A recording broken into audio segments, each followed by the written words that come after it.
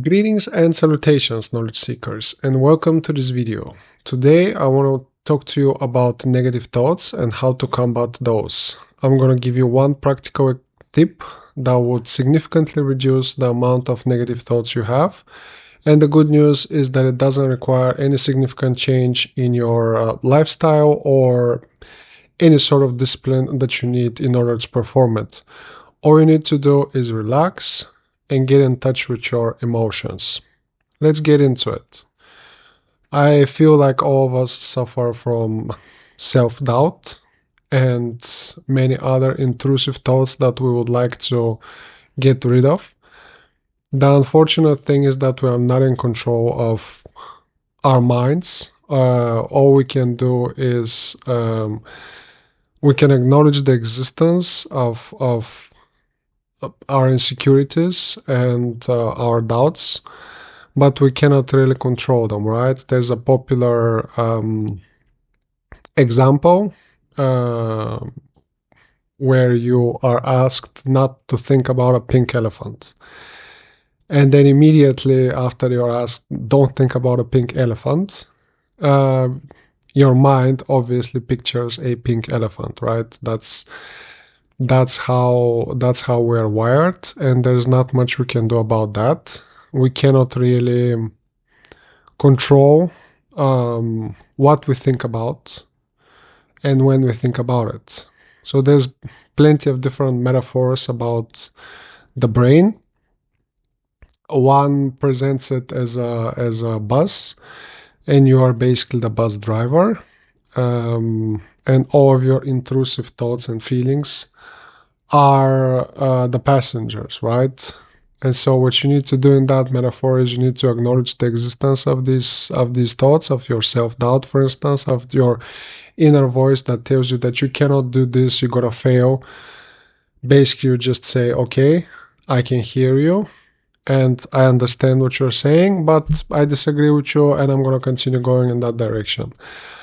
I feel a better metaphor is imagining the brain as a river that constantly flows in a direction, but you are not in control of the flow of the river and you're not necessarily in control of where the river goes, right? The road of a river or the way the river flows is winding, and it tries to and finds the easiest path towards its destination. Doesn't necessarily have to go in exactly the direction that you desire at any given point in time, but the flow of the river, the direction of the river is always constant.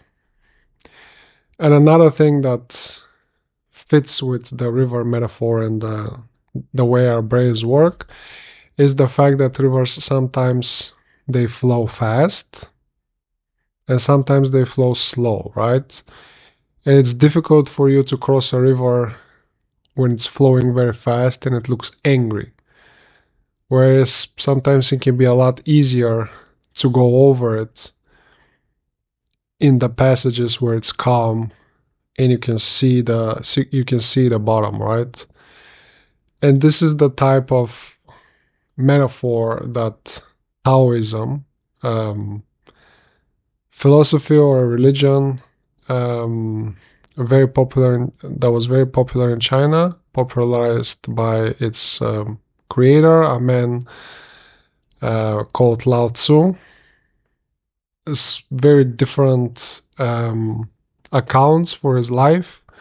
It's not really sure if he was an actual person or a gathering of people, a little bit like Jesus in that respect. But he lived so long ago, presumably the 6th century. Some people account for him a little bit earlier, some people account for him a little bit later. But he is credited with the creation of Taoism. And the center of Taoism is the Tao, which is the divine, which is what surrounds us and what brings meaning to our existence, what its existence itself, right? And in Taoism, life is presented like this river on which you have to flow.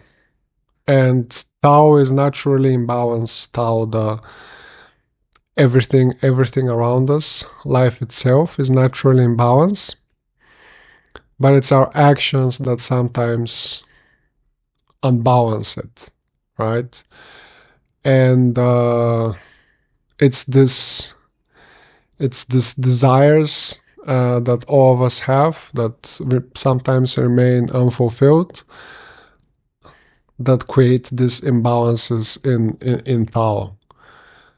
And why the river metaphor is very suitable is because one of the main concepts in Taoism is Wu Wei, which in translated from Chinese, it can mean many different things. But one of the most common translation is do nothing, don't act. And that sounds very easy, but it's also quite difficult, right? I mean, if you're not practicing those type of teachings, it's easy to imagine that you can sit still with your thoughts and your mind sort of empty for a period of time, say a minute or two or three. But if you actually try to accomplish that, you see that it's a lot more difficult than your actual expectations. And it takes a lot of practice. It takes a lot of patience. But once you put your mind to it and you start actually actively pursuing it, it can work pretty well. And that's a way to still your mind and calm your being, right?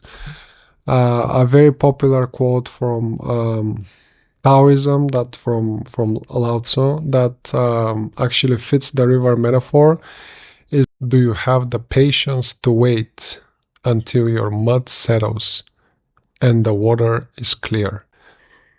So it's, again, the river, your mind drags with itself all sorts of debris along the way, along the flow of the river, and some of those stick to the top and some of those stick to the bottom, right? And they create this muddy water that you cannot really see in.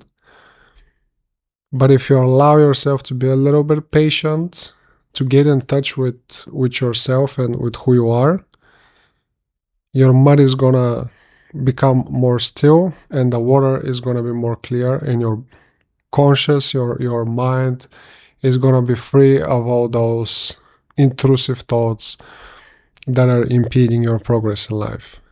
And a way to do that in meditation, which is in certain ways related to Taoism, to different Eastern philosophies, but they are in certain aspects built on the same ground. Meditation focuses usually on your breath, right? But you can focus on more than just one thing. You can focus on your heart rate. You can focus on a certain sensation that you have in your body, to remind yourself that you're alive, that there's beauty in your existence, that all of these negativity and intrusive thoughts that you have in your mind only exist in your brain. They are not really affecting your entire being. They are not really affecting the world around you. They should not affect your perception of reality. And by calming your mind, by reaching this level of stillness that both Taoism and meditation preach, you can have a more full and meaningful existence. Thank you guys for listening. I hope you find this information useful. If you like my content, please like and subscribe, and I'll catch you guys in the next one.